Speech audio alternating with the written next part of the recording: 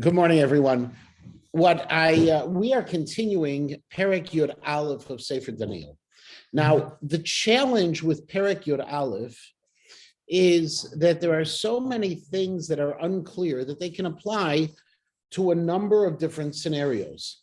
In general, up till where we got last week, up until Pasuk Yud Tet, as you will recall, we were talking about the fall of Alexander the Great, the division of his monarchy into multiple empires.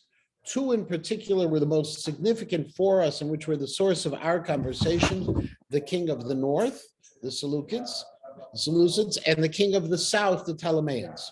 Now, the reason why those were so significant to us is because in order for the north to attack the south or the south to attack the north, we got caught in the middle. And so back and forth we go with this story. Now, also, given that it's Hanukkah time, we also need to remember that the Seleucids, who were the kings of the north, that they actually were the ones who were the bad guys in the story of Hanukkah. So Antiochus Epiphanes, who is Antiochus the fourth, is the Hanukkah story. And in that Hanukkah story that we're dealing with these two entities, the Seleucids in the north, the Ptolemies in the south. Now, at the very same time, when we hit this perek, and once we get to the pasuk we're going into right now, pasuk chaf, we enter into a new fascinating disagreement, a machloket, between Rashi and other commentators. Rashi, and there is a school of thought in this that suggests that beginning with perek chaf, we begin to address the issue directly of the rise of the Hasmoneans. In fact, according to Rashi, Pasuk Chaf is talking about Matityahu, okay, the father of Yehuda Maccabi. Other Meforshim say no, we're still a little bit earlier, where the brother of Antiochus Epiphanes, who is Seleucus the fourth. Okay, when Seleucus the fourth is assassinated, and that's according to many Meforshim, this is the Malbim on taking this approach as well, when Pasuk Chaf is talking about Seleucus the fourth, he is assassinated, and then Pasuk Chaf Aleph will talk about Antiochus Epiphanes, his brother, the bad Antiochus that we know from the Hanukkah story, who grabs power despite the fact that he had nephews who were still alive. And those nephews should have ascended to the throne instead. So that's that piece. A little later in the perek, we're also going to enter into when does Rome enter into this picture, the Roman Empire. And then we're even going to go into the question of whether or not this perek begins to describe a period of post-Constantinian Christianity, the rise of Christianity, the rise of Islam, and ultimately a more modern time frame than we're used to. So it could be this perek is almost all Antiochus from now on. It could be that it's going to shift over to the Romans, and it could be it shifts over to the Romans and goes then post-Roman into the Holy Roman Empire. We don't really know for sure. I will bring you back and forth from time to time. Right now, when we hit Pasuk Chaf, Rashi takes his first move away from the story of Antiochus, and he begins the story of the Hashmonaim. However, not everyone agrees. So if you're confused by the end of the shir, don't worry about it, because so are the Meforshim. The Meforshim present all these different positions. So let's just start with Pasuk Chaf and see how we can go with it. So the Amad al-Kanon, that at that point, the next person who assumed the throne or assumed the place, Ma'avir Noges Heder Malchut, was a person who was able to set aside, to move away the oppressor, and he was a person who brought the glory, as we say here, who brought the glory of the monarchy to place. According to Rashi, this is Matityahu.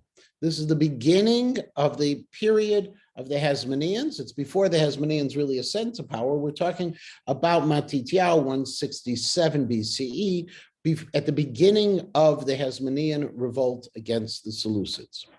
Uveyamim achadim yishaver. Unfortunately, and this is still following Rashi's approach, it won't be too much longer that this dynasty will fall, will be broken. Velo ba'apayim, velo b'milchama. Not in the normal way that you would expect of a war, but rather they'll fall in another fashion. Now, the end of the Hasmonean dynasty was the period of Yochanan Hyrcanus, of John Hyrcanus, and Yehuda Aristobulus. They are, just to give you a little bit of chronology, Matityahu is the father. Matityahu has 5 sons. The one we know most famous is Yehuda HaMaccabee. Yehuda HaMaccabee is killed in the course of the battles. After he dedicates the Beit HaMikdash, or rededicates the Beit HaMikdash, he's killed in the war. And not only is he killed into the war, the Maccabees, the Hashmonaim, are actually pushed out of Yerushalayim. And the Seleucids take control once again. The next leader, though, of the Jewish people is Shimon, the son of Matityahu, Yehuda's brother Shimon. Yehuda is killed in 160 BCE. Shimon ascends to the throne in 148, 18 years later, and he's really the one who establishes the Hasmonean dynasty. Up until there are skirmishes, there are battles. The Jews are not, their seat of power is not Yerushalayim. Shimon is able to establish all of that. The next one who takes over for him is his son. So now we are Matityahu, Shimon, and then Yochanan Hyrcanus, John Hyrcanus the first, who assumes the throne in 134. Now, if you remember as well, and this is something we'll be talking about on Tuesday night at the Seamer's home, when we talk about Hanukkah for that year, there is a controversy that may occur in the fact that the Hasmoneans were Kohanim.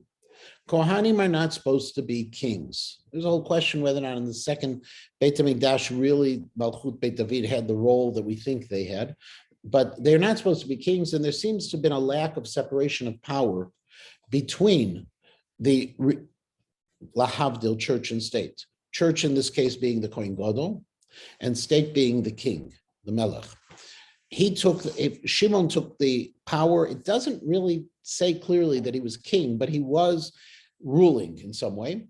His son is John Hyrcanus the first, Yochanan Hyrcanus, 134 to 104 BCE. And then afterwards, we have a number of different rulers that step in. One is Alexander Yanai.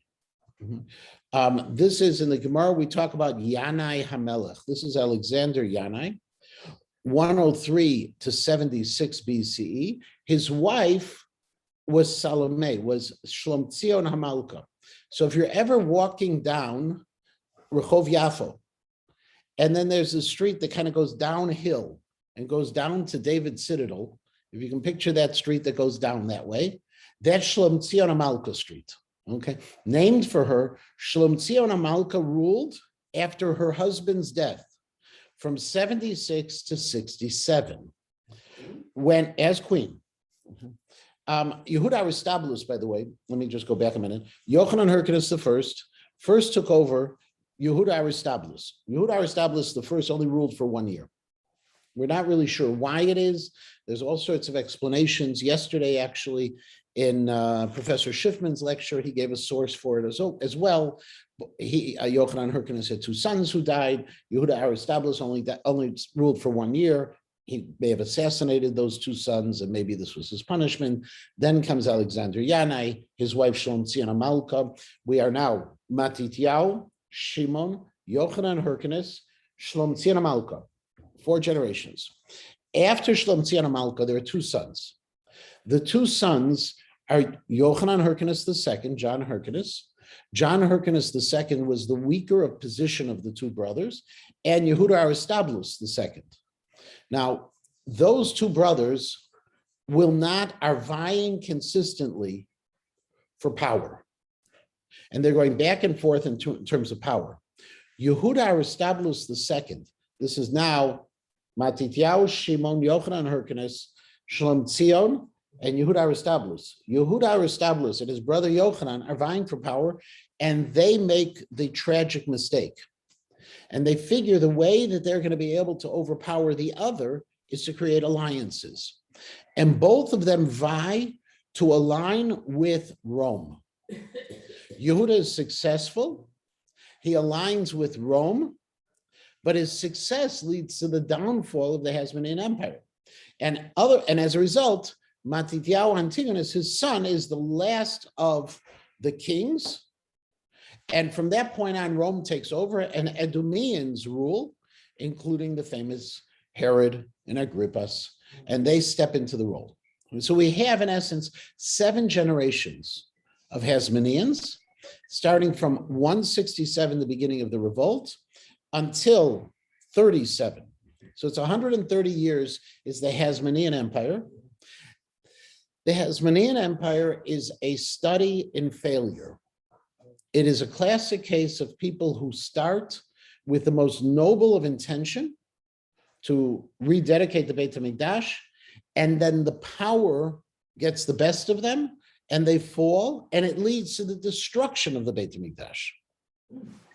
What happens here in this one pasuk, according to Rashi, Rashi says that what this describes is the entire 130 years, in one pasuk. The Matityahu comes forward, he removes the Seleucid Nogesh, the oppressor, he returns the glory of the Malchut, the glory of the monarchy, and then not too long afterwards, in Jewish history, 130 years is not that long afterwards, that everything is going to fall apart, not in the normal fashion of war. It's going to fall apart because these two brothers, Yochanan Hyrcanus and Yehuda Aristobulus, are vying for the role of king. They are fighting among themselves, make an alliance with Rome, and we're done. So that's this pasuk according to Rashi. Yeah. What's with the Greek names? So Greek names, it's interesting. Greek names began to be assumed. We see that is, there's 2 different ways of looking at it, by the way. We find, for example, Alexander is now a name that we assumed is a Jewish name. We'll have Jews named Alexander. Any Jew named Sender, that's Alexander, okay? Now, the reality is that was given in honor of Alexander. Now, you're Barry, I'm Lenny, okay? So it also implies... Well, we weren't Hasmoneans. We weren't Hasmoneans, yeah, but it took a little longer, right? So what happens here is that these names become popular, they begin to be assumed. Part of it is also because of the royal structure and the interactions with other peoples. You know, it's Margaret and I named all our kids with Hebrew names. Now, the problem was many years ago, I was team teaching at Loyola University with a good friend who was a professor there. And I remember it was when my son Yitzi was born, and he couldn't pronounce any of the other names. And so then he says, I told him, no, this non-Jewish professor couldn't pronounce any of the names right. And then it came down to the fact that Yitzi was born. So he said, what's this one's name? I said, there's no chance. He said, try me. I said, Yitzchak. He said, you're right. There's no chance. Yeah. So there's no chance. So as a result of that, you know, the reality is we find in our lives that we have situations. This is just to help you. It came a little bit late. I apologize. This is a chart of the Hasmoneans. But we find in our lives that when we're working in the broader society, having the Hebrew names are complicated. So it's also entirely possible that because of their royal positions, they began in their interactions. They can't be known as Yehuda or Yochanan, or it could be an element of assimilation that was occurring. Yeah. Wherever we lived, the Iranian Jews who came had Persian names. Right. Well, so, right. And we're off, and I'm off the subject, well off the subject for a moment. We also talk about, if you remember, among the different zchuyot we had to come out of Mitzrayim, we say shalosh shinu shamam. They didn't change their names. The reality is it's not so simple, because the name Moshe may also be Egyptian in origin. when we say in the pasuk, "Kimina mayim mishitihu," because I drew him from the water, I'm sorry, Moshe doesn't mean it. It can remind us of it, but it really doesn't come from that. And there are some people who say that actually Moshe comes from an Egyptian name as well. So all of these statements aren't so simple. Yafa, you have a question? Yeah. You're muted, Yafa. In Pirkei Avos, we have Antignos Ish Socho. Socho. Seems like a Greek name too. That's really earlier on. Right. And we have, by the way, we have Papa. If you look at many of the names in the Gemara, they also took on Babylonian names. So it's not that unusual. How they could do it and why they could do it, and it's a fascinating halachic literature about having non-Jewish names, whether it's permitted or not permitted, whether it's considered advantageous or not. But even a lot of names, if you think about the Yiddish names, okay, which many of them come from non-Jewish names. So there's a lot of different pieces to the puzzle, but I would suggest there's probably on this one of two reasons. Either there was an element of assimilation, and not all assimilation is terrible. It's assimilation that leads you away from things, or it's just simple that they needed to have those other names. We find this, by the way, even in nowadays, people with the Hebrew names, they create sometimes an English name. Again, I'll go to my children. My daughter Chani, you can't work in the medical profession with the name Chani. Okay, so after a certain period of time, people were calling her Connie. So now she introduces herself in the hospital as Connie. And every so often she'll have a Jewish patient who will look at her badge, which says Chana, and says, "What? That's not your name. Isn't your name Chana?" And then she realizes it's a Jewish patient. So both of these can be the cases, but we went far afield. Pasuk Aleph, according to Rashi, talks about the 130 years, which is very nice, except according to the Malbim, the Abarbanel, others, it's not talking about the 130 years. We aren't into the Hasmonean period yet. Rather, we're still in the period of Seleucus IV. And Seleucus IV, when it says, V'amad al Kano, that the person who rose in his place is Seleucus IV, Ma'avir Nogesh, Noges, he's the one who passes around the oppressor, Heder Malchut, for the purpose of bringing glory to his monarchy, which is talking about a fascinating case.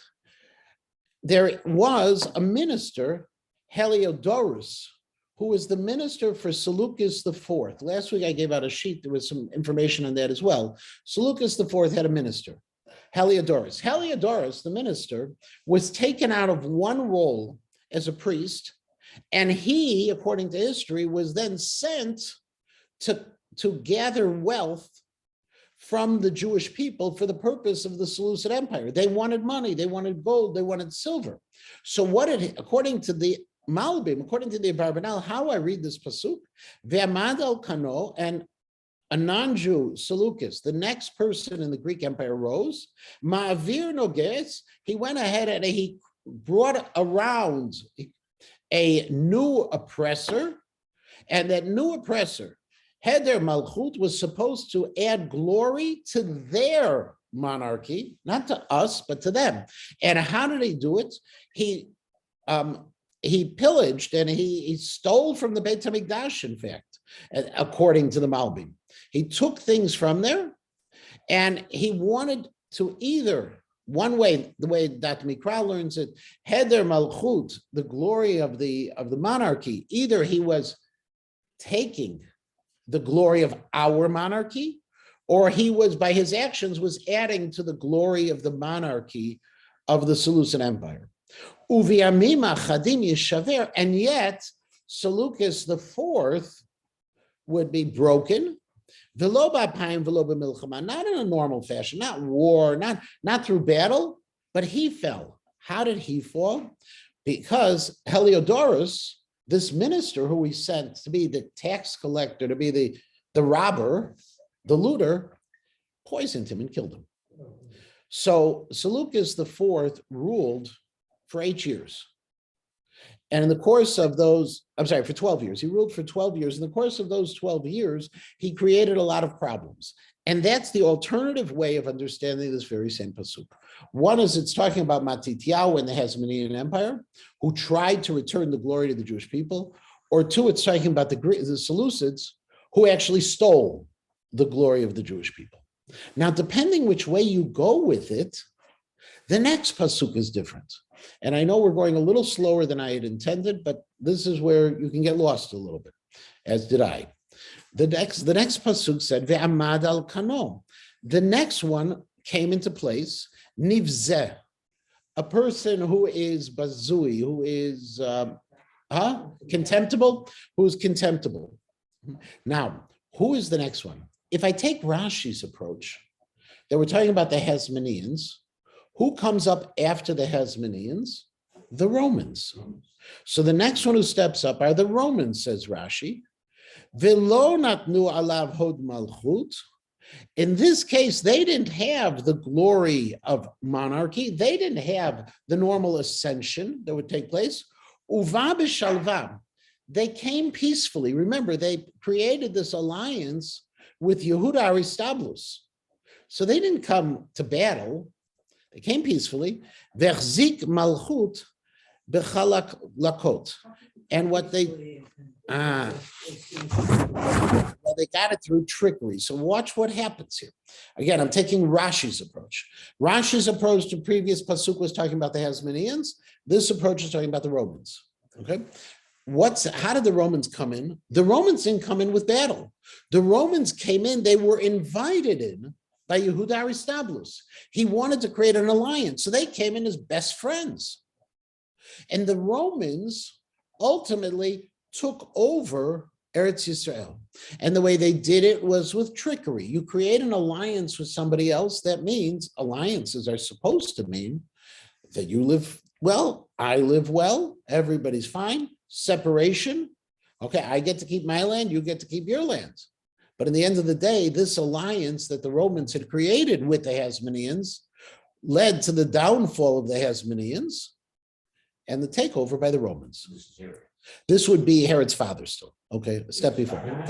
Father was the first enemy was Herod's father. We're still not at Herod yet. Now, having said all of that, that's Rashi.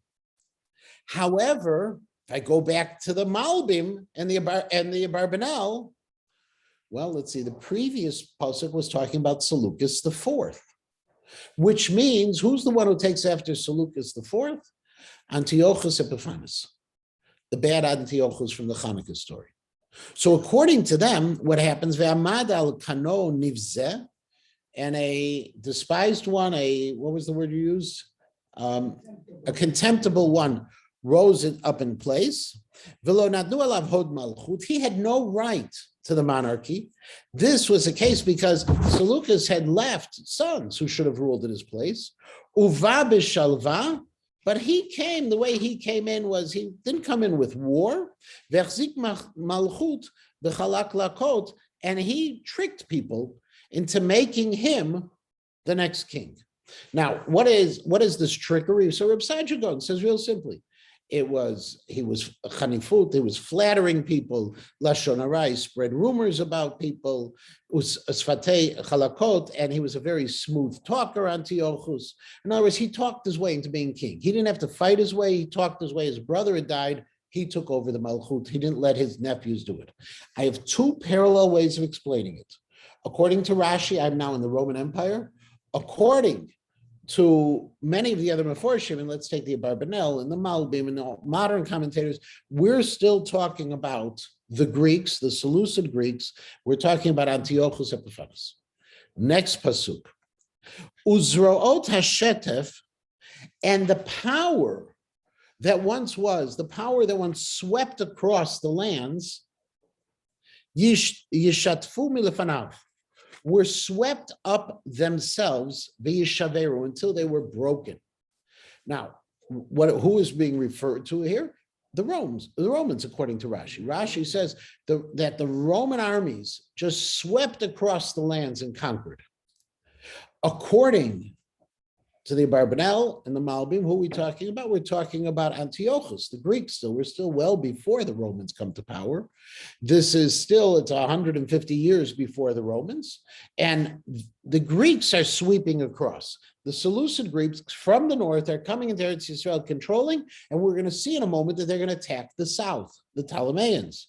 Vigam Negid Brit. Not only were they sweeping through like this and breaking their enemy, but also the Negid Brit, the officer, the minister of the covenant. Now, who's the Negid Brit? According to the Malbim, this was the person who was responsible for the alliance, or at least the treaty that existed between the north and the south, between the Seleucids and the Ptolemies. There was a non-aggression pact between these two sub-empires of what had once been Alexander the Great's empire. There had been this agreement, but this Negid Brit was swept up to it. However, according to Rashi, when we're talking about the Romans, what did the Romans do when they sweeping across and conquering? Well, they had originally entered into an alliance with Yehuda Aristobulus. The Jews were their allies, and they just swept up the Jews as well. We're done. Okay, so the pasuk can be explained both ways. We just don't know who's being swept up, because in all of this, we have a tremendous number of pronouns. We're missing, if we had a couple of nouns, if they gave me one name, if this dream that Gabriel was telling Daniel would have been, with one name, two names, and we could have solved all the problems. But they're not, and that's the nature of dreams and the danger of dreams when people are trying to interpret them. Umin hitchabrut elav yaseh mirma. And then from the alliance, now what alliance? Well, the alliance, according to Rashi, between the Jews and the Romans, they're lying. There's lies that exist. In other words, they're breaking this alliance. According, who? This is according to Rashi, this is the Romans and the Jews. The end of the Hasmonean Empire, right? Okay. According to the Abarbanel and the Malbim afterwards, we're saying that this is a different alliance. Who is the alliance they're breaking? That was the alliance with the southern kingdom, with the Ptolemies. And in this case, what the Abarbanel explains, that Antiochus had a sister. His sister was Cleopatra, not the Cleopatra, she was a Cleopatra. Okay, the Cleopatra, Elizabeth Taylor, comes later. Okay, now Cleopatra is his sister, and she is the queen mother. And so, according to the Abarbanel, what we're referring to is Antiochus went to the southern kingdom to visit Mishpacha. And when he went to visit the Mishpacha, what he's hoping is his sister will betray her son, the king, and by betraying the son, her sister will remain true to the Seleucid Empire and help the Seleucids take over. So we have alliances back and forth. I'm going to keep on repeating myself just so everybody remembers where we're at. Rashi says the alliance that is being deceived about is the alliance between the Jews and the Romans, between the Hasmoneans and the Romans. According to the Abarbanel, we are still in the time of Antiochus. He's trying to conquer Egypt from Ptolemy VI, his nephew, via the queen mother, Antiochus' sister. We're still in the time of the Seleucid Greeks. Va'ala va'atzam bimtei goy. And he went up there, in other words, he went to Egypt, and he was able to achieve a level of success with a very small entourage. Now, according to Rashi, the Romans were very successful without massive armies. They were very successful. You remember, Roman warfare had tremendous technology associated with it as well. Rashi says they were able to accomplish what they accomplished with relatively small armies. On the other hand, according to the Abarbanel and according to Malbim, when they're talking about Antiochus Epiphanes IV going down to try to trick Ptolemy VI, his nephew, What it means is he went down with a very small entourage because he's going to visit his sister. You don't show up with a big army. He just had a small group with him, his honor guard, whatever it was. They were successful, though, that small group, in creating real damage to the southern kingdom. And how did that, what happened? Bishalva umishmane medina yavo ve'asa asher lo asu avotav avot avotav. What did he do? He went ahead and he took whatever spoils he got a hold of peacefully, and with the mishmanei hamedina is really literally the fat of the country, but meaning the wealth of the country.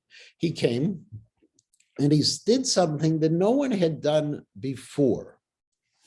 He went bizav shalal urechush lahem yivzor. He went ahead and he spoiled the country. He stole everything. He was stealing things left and right, the bizah and the shalal, and then he was passing it out, meaning he was distributing what he had stolen from the Ptolemies to anyone who was going to be an ally for him. And on the fortresses, he had, he was plotting, Ve'ad eight, waiting until the right moment. That's the approach of Malbim and the Abarbanel, talking about Antiochus going to Egypt, being successful in plundering Egypt, even though he had a small force, because he knew how to get other people on his side, bribe them. But what's he bribing with? The things he's stealing from the Egyptians, from the Ptolemies. However, according to Rashi just says this is just describing the Romans and how they were able to expand the empire. Vaya'er kocho, and his strength, was the strength of we'll see it's of the king of the south, was aroused. Ulevavo, and his heart towards this. Al Melech HaNegev, I'm sorry, again, the king of the south.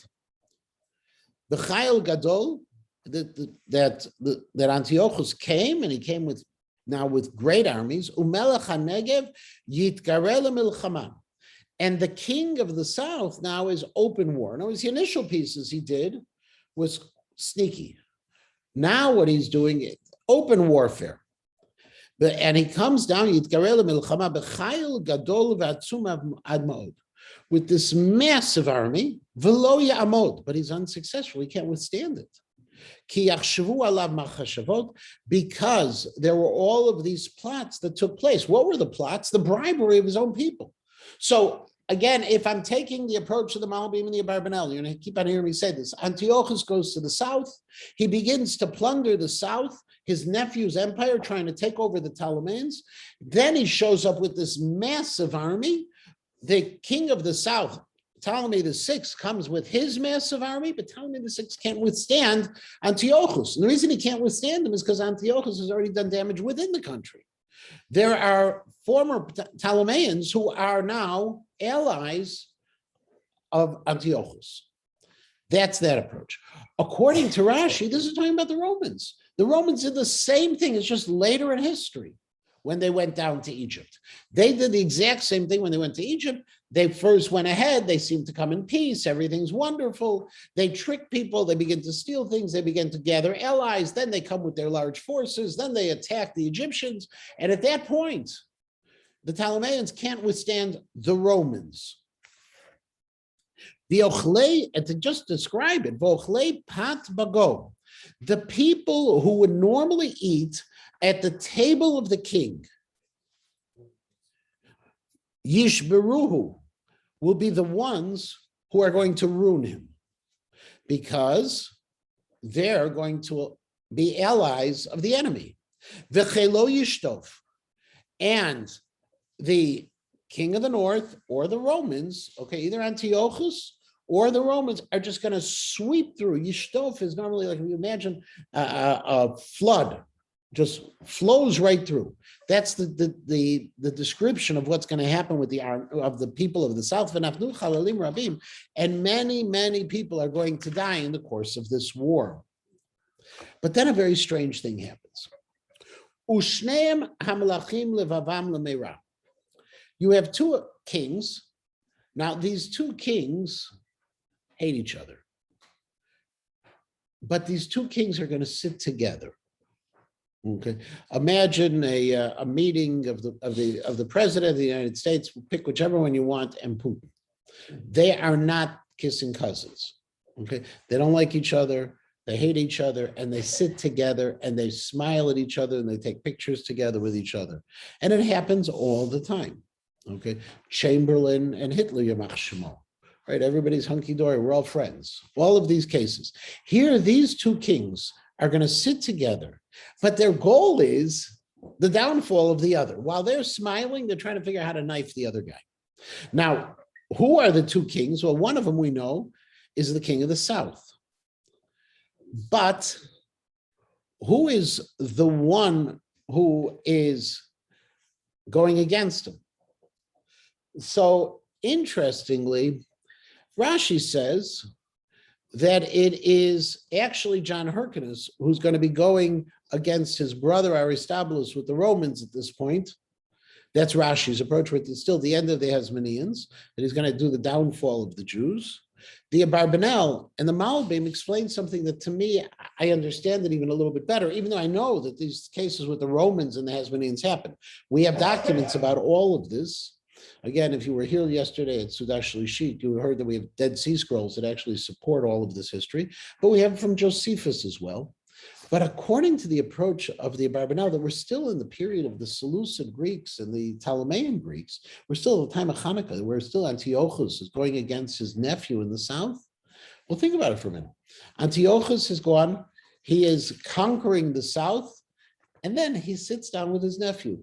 And they sit down together, like politicians sometimes will sit with their enemies, and they're sitting together, not because they love each other and not because the nephew really wants to hang out with Antiochus, but this is a political ploy that both of them are using in order to bring about the downfall of the other.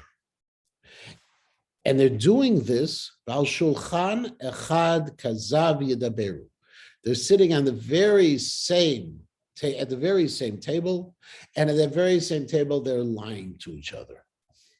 Velo titzlach, and this lie and this issue is not going to be successful. They're not going to cause the destruction, ki od kates lemoy, because there's still time till something is going to happen. So what destruction are we talking about? Are we talking about the destruction just of the other or of something else?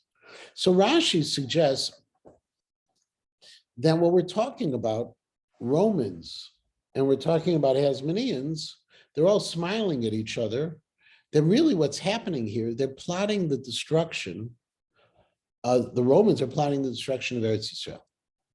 It's not time yet for the destruction of Eretz Yisrael. And since it's not time yet, it's not going to happen, no matter what they're talking about and no matter how much they're smiling at each other, that plot is not going to happen. Vayashov artso b'rechush gadol.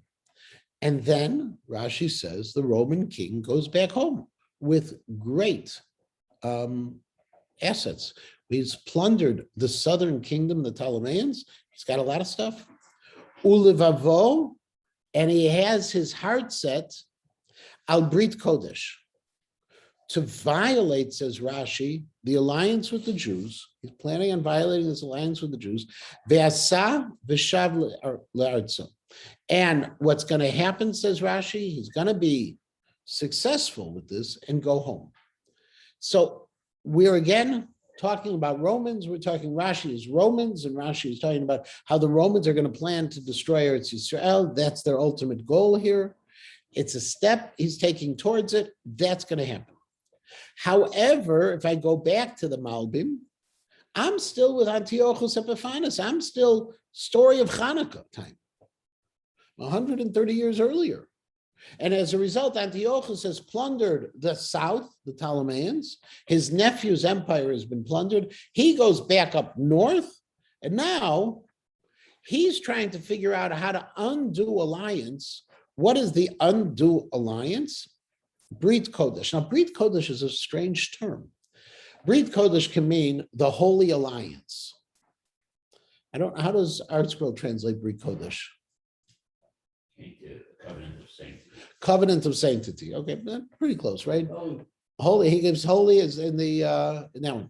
The reality of it is like this: that word Kodesh doesn't seem to belong. If I'm talking about political alliances, there's nothing holy about a political alliance. A political alliance is just a matter of convenience and only stands as long as one of the two parties or both of the parties decide to stand by it. It's broken immediately afterwards. So what's the Holy Alliance, which led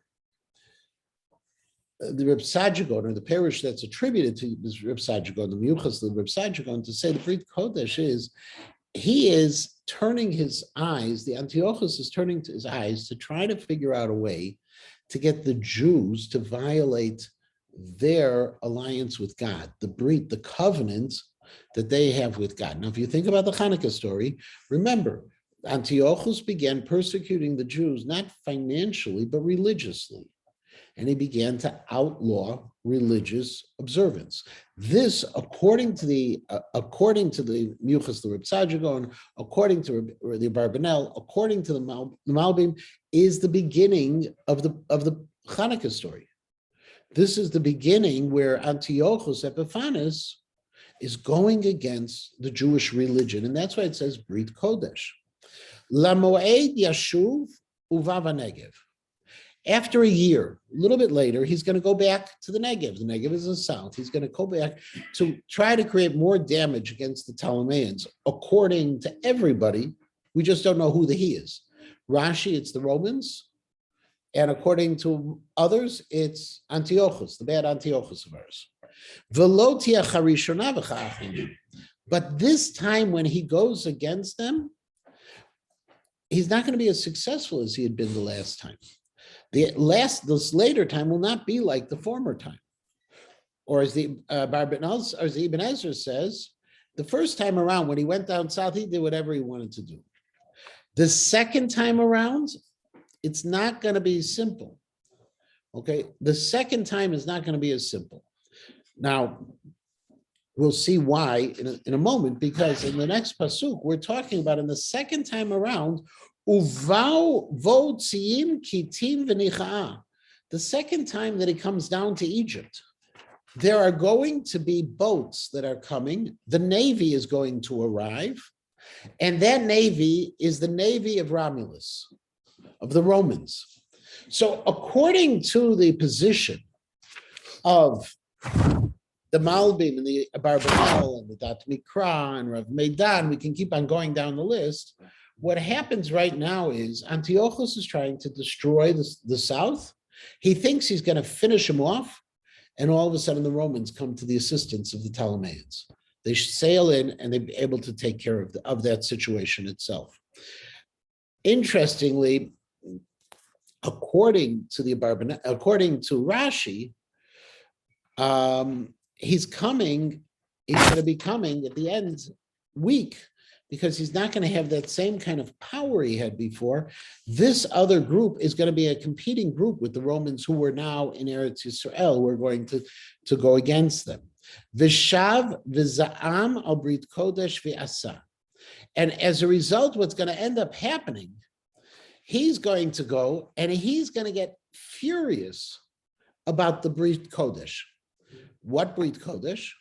Well, if it's Antiochus, he's just going to take out his defeat in the southern kingdom against the Jews. Not the first time we ever had it before. Or if, according to Rashi, okay, the Romans are going to take out their fury against the Jews. And what's happening here, Rome feels that now is the time that they have the opportunity. They understand al ozvei brit kodesh, because they see, this enemy sees that not all the Jews are being observant anymore. The Jews themselves are beginning to violate the Brit Kodesh. Now, if it's in the time of Antiochus, we're talking about the Hellenists. If it's at the time of the Romans, we're talking about the people who had gone into the Roman cultures, analogous to the Hellenists as well. And as a result, what's going to happen is he's going to put up Zroim, he's going to put up powerful people over Yerushalayim. That's Rashi. Who is putting him up? It's going to be the Romans. And this, according to Rashi, is going to describe the destruction of the Beit HaMikdash. V'chilelu HaMikdash hama'oz. And they're going to go ahead and they're going to defile the Beit HaMikdash, hama'oz, the source of power. Ve'siru tamid, and they're going to remove the Korban Tamid. Ve'natnu hashikutz mishomem, and they're going to put up a silent, they're going to put up an idol. Okay, shikutz mishomem, a mute idol in the place of where the Beit HaMikdash stood. This sort of, with this pasuk right here. Yeah. Kind of proves Rashi. No, because It's inconsistent with the others. no, because Antiochus also stopped the Korban Tamid. And if you remember Antiochus, they offered a But it pig wasn't in the the Beit same HaMikdash, but they offered, it doesn't, well, it doesn't- see, here's the issue. The problem is the verb v'chilulu, they defiled. Is defiling destroying, or is defiling offering a pig as a korban, which was happened in Antiochus's time? So I can look at it both ways. Interestingly, however, the Malbim now takes a turn. Rashi has said this has been Rome since Pasuk Chaf Aleph. The Malbim has been talking that this was Antiochus Epiphanes. However, right now the Malbim says this is Rome. This now we switch from Antiochus Epiphanes, we jump down generations and go straight into Rome. And Zroim Mimeno, there was more powerful people than Antiochus will rise. And afterwards is going to come Rome. The Data Mikra says, no, this is still talking about Antiochus. The Abarbanel takes it still talking about Antiochus. So the Malbim and the Abarbanel now split paths. So now we have three different ways of looking at the Pasuk. According to Rashi, this is the Churban. According to the Malbim, this is Rome and the ascension of Rome, the beginning of the defiling of the Beit HaMikdash. Remember, they took over all sorts of powers. According to the Abarbanel, this is still Antiochus Epiphanes. This is talking about the fact that this is when they put up an idol in the Beit HaMikdash. By the way, what's so terrible about all of this, if you think about it for just a moment, that when you talk about destruction and you talk about defiling and you talk about betrayal, we can take those same stories and apply it to multiple times in Jewish history. So on the one hand, we see a three-way machloket. On the other hand, if we didn't have these three ways, we might come up with 4 or 5 different ways saying, hey, this is talking about this period of time, or this period of time, or that period of time. The only parameters we would have to be talking about the period of the Beit HaMikdash. But the people of these generations, whether it be Antiochus or Rome, had this book. Yep. Am I correct? Yep. Is there any indication that they used it? As- Maybe avoid some of No, the so problems? first, If I knew in yeah. advance that you were going to kill me, I just might get a gun. Yeah, so part of the challenge of this is, one, this book was somewhat close to them. Remember, I'm quoting Meforshim, who lived much later. Rashi lives 1,000 years But I later. presume they may have known more than these. They may have, Whatever, if you yeah. take all the Meforshim, any one of them. yeah. You want to go with the Malbim, you want to go with Rome, you want to go with. So imagine for a moment, Barry, I give you directions. Okay, like let's say you're going to Israel in a week or so. I give you directions like a good Israeli. Yashar, right? Go straight, turn right, then go left, then turn right, then Yashar, and then left Adasof. But I don't bother giving you the street names, which is the way we often get instructions in Israel. You'll know where you get when you get there, right? That's what this dream is. The dream could be applied to so many ways. So I'm not sure they would be able to use it as an instruction book. And just to be fair, I've never seen any indication of it. The challenge of it is the Jews didn't use this as an instruction book, and they had it, which means when Daniel is giving these prophecies, Daniel is also giving away that the Jews can avoid them by doing tshuva. So the Jews aren't following these opportunities. The Jews, there's somebody standing up there and saying, hey, wait a second, I just came out of my Navi shir. I'm reading Daniel. Are you guys out of your minds? No one is doing that. Even though there are some, we'll see, there are people who are faithful, who are continuing this. I don't know. Except that's the people as a whole. I mean, they were great leaders. They were Right. great leaders. Why did they not say, So- listen, guys, I got a book. Good. I got a book. This says that if what's going to happen, and we don't want it to happen. I mean, let's do this. Let's do that. If I was a prophet, I'm not. If, Yeah. Well, that's I would make this kind of a prophecy, because you can't go wrong, because it's everything to everybody. okay, so here's, so let me go two different answers to you. First of all, question was, if Barry were a prophet, he'd like to do this kind of prophecy because he can't miss. With this kind of prophecy, it's going to come true because we don't know what it's talking about. Okay, so the reality is, Daniel is not a prophet. He has a dream from Gabriel, and unlike certain people who want to make sure they're successful, Daniel's just making sure he's faithful in his reporting. And he probably is hoping at the very same time that he'll be wrong, that this dream will not come true. Having said all of that, we have no indication that they ever use this, And unfortunately, we'll see in the next few psukim that we'll see the faithful ones who rise up. Yes, Yafa. I just wanted to ask, this is kind of troubling me all the way through. This is a prophecy about what's going to happen. We don't know which government we're talking about, which empire we're talking about. And what is the purpose of all this? It's Yashar. I mean, is it not supposed to be about, we're really not going to stop the roll of history. Don't lose faith. You will eventually get there. Hashem is with us. This is all foreseen, foretold. It almost doesn't matter which empire. These are patterns in history. Don't lose faith. I agree with you 100%, but I would also suggest that there is the possibility that when you see these prophecies and what the Nevi'im did, this isn't a classic prophecy, it's a dream, it's Ruach HaKodesh. But like when the Nevi'im came up and foretold destruction, they weren't foretelling destruction just to say that destruction is going to happen. The destruction is going to happen if you don't change your ways, was always the caveat that they put into it. I would suggest that the same thing here is with this piece. If you don't change your ways, yeah, this is the march of history.